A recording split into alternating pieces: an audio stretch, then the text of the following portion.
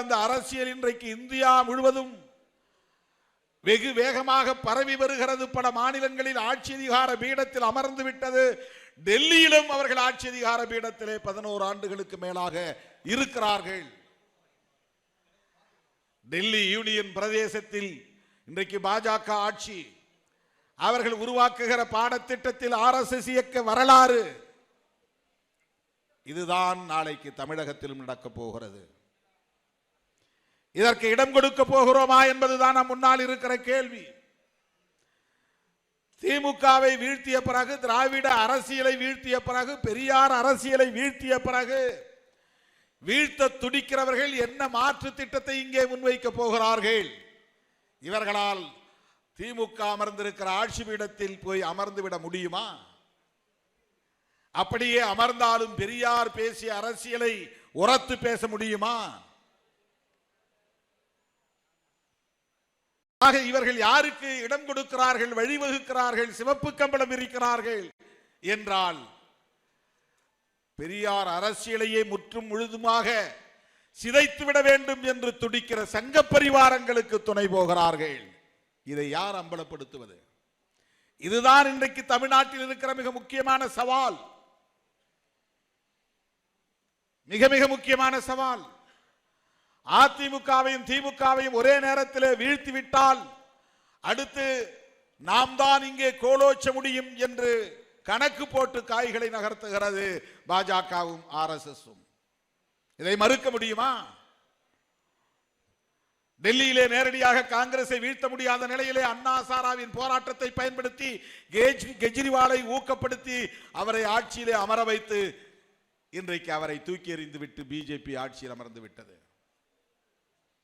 மகாராஷ்டிராவிலே அதே உத்திதான், ஹரியானாவிலே அதே உத்திதான், ஒடிசாவிலே அதே உத்திதான், கர்நாடகாவிலே இன்றைக்கு அவர்கள் வலுப்பெற்ற ஒரு சக்தியாக மாறி இருக்கிறார்கள். ஆந்திராவிலும் இன்றைக்கு அவர்கள் அதிகாரத்தை பகிர்ந்து கொள்ளும் நிலைக்கு வந்து விட்டார்கள். இந்தியாவிலே இன்றைக்கு மேற்கு வங்கத்திலும் கேரளாவிலும் தமிழ்நாட்டிலும் தான் அவர்கள் ஜம்பம் பலிக்கவில்லை. மேற்கு வங்கத்திலும் கூட இன்றைக்கு அவர்கள் ஒரு சக்தியாக காங்கிரஸை பின்னுக்கு தள்ளிவிட்டு வளர்ந்து நிற்கிறார்கள். தமிழ்நாட்டில் அப்படி ஒரு நிலை ஏற்பட்டால் என்ன ஆகும்? தயவு கூர்ந்து எண்ணி பார்க்க வேண்டும். அகில இந்திய அளவில் எல்லா மாநிலங்களுக்கும் வழிகாட்டக்கூடிய ஒரு மாநிலமாக தமிழ்நாடு தொடர்ந்து நீடித்து வருகிறது, இயங்கி வருகிறது. இந்தியை எதிர்க்க வேண்டும் என்கிற உணர்வு இப்போதுதான் தென்னிந்திய மாநிலங்களில் சிலருக்கு வந்திருக்கிறது.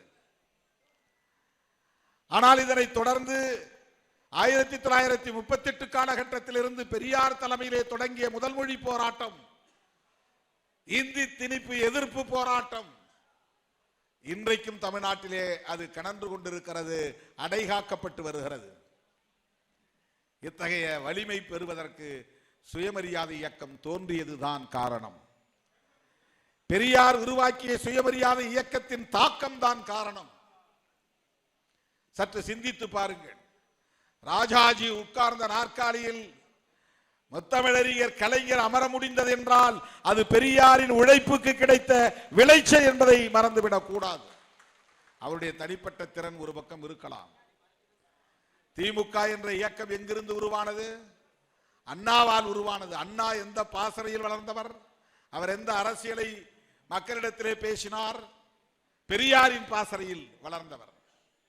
அதனுடைய தொடர்ச்சி தான் இன்றைக்கு முத்துவேல் கருணாநிதி ஸ்டாலின் என்று சொல்லுகிற அந்த அறிவிப்பு, அந்த துணிச்சலான அறிவிப்பு. திராவிடர் கழகத்தின் அரசியலை உள்வாங்கிய காரணத்தினால்தான் நமக்கு இடதுசாரி பார்வை இருக்கிற காரணத்தினால்தான் சமூக நீதி சிந்தனை மேலோங்கி இருக்கிற காரணத்தினால்தான் மதசார்பற்ற முற்போக்கு கூட்டணியில் தொடர்ந்து நாம் வலுவாக நீடிக்கிறோம். இந்த அணி வெற்றி பெற வேண்டும் என்று போராடுகிறோம். இந்த ஆட்சி பாதுகாக்கப்பட வேண்டும் என்று போராடுகிறோம். அதைத்தான் நம்முடைய தமிழர் தலைவர் ஐயா ஆசிரியர் அவர்களும் தேர்தல் அரசியலில் ஈடுபாடு இல்லாத நிலையிலும் எப்படி பெரியார் தேர்தல் அரசியலில் ஈடுபட்ட நீதி கட்சிக்கு துணையாக இருந்தாரோ அதை போல இன்றைக்கு தமிழர் தலைவர் அவர்கள் திமுக, விடுதலை சிறுத்தைகள் போன்ற தேர்தலில் பங்கேற்கிற அரசியல் கட்சிகளை ஊக்கப்படுத்திக் கொண்டிருக்கிறார். அந்த வலுவை பெருக்கிக் கொண்டிருக்கிறார். திமுகவும் திகாவும் இரட்டை குழல் துப்பாக்கி என்றால் விடுதலை சிறுத்தைகள் மூன்றாவது குழல் என தமிழர் தலைவர் அவர்கள் சொல்லுகிறார் என்றால் அவருடைய நாவிலிருந்து இப்படி ஒரு அங்கீகாரம் பிறக்கிறது என்றால் அது திருமாவளவனுக்கு கிடைத்த பெரும் பேர் என்று நான் எண்ணி பெருமைப்படுகிறேன்.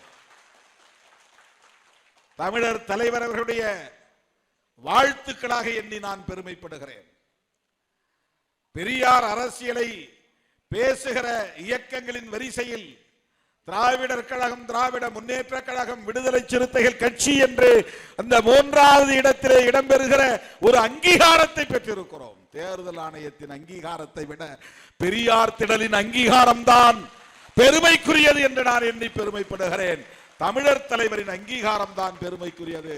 அவர் 100 ஆண்டுகளுக்கு மேலாக வாழ வேண்டும். வந்ததும் கவிஞர் ஐயா அவர்கள் சொன்னார், பக்கத்திலே இருக்கிற பெரியவர் 102 வயது என்றார். எனக்கு வியப்பாக இருந்தது. அடுத்த பெரியவரை காட்டி அவர் 103 வயது என்றார். இன்னும் வியப்படைந்தேன். கடவுள் இல்லை என்று சொல்லுகிறவர்கள் 102 ஆண்டுகள் வாழ முடிகிறது. கடவுள் மறுப்பை பேசுகிறவர்கள் 103 ஆண்டுகள் வாழ முடிகிறது. தமிழர் தலைவர் அவர்களும் 125 ஆண்டுகள் வாழ வேண்டும், எங்களை வழிநடத்த வேண்டும், எங்களை ஊக்கப்படுத்த வேண்டும் என்கிற விளைவை வெளிப்படுத்தி என்றென்றும் விடுதலை சிறுத்தைகள் மூன்றாவது குழலாக இருந்து இந்த சமூக நீதியை பாதுகாக்கிற களத்தில் துணை இருப்போம்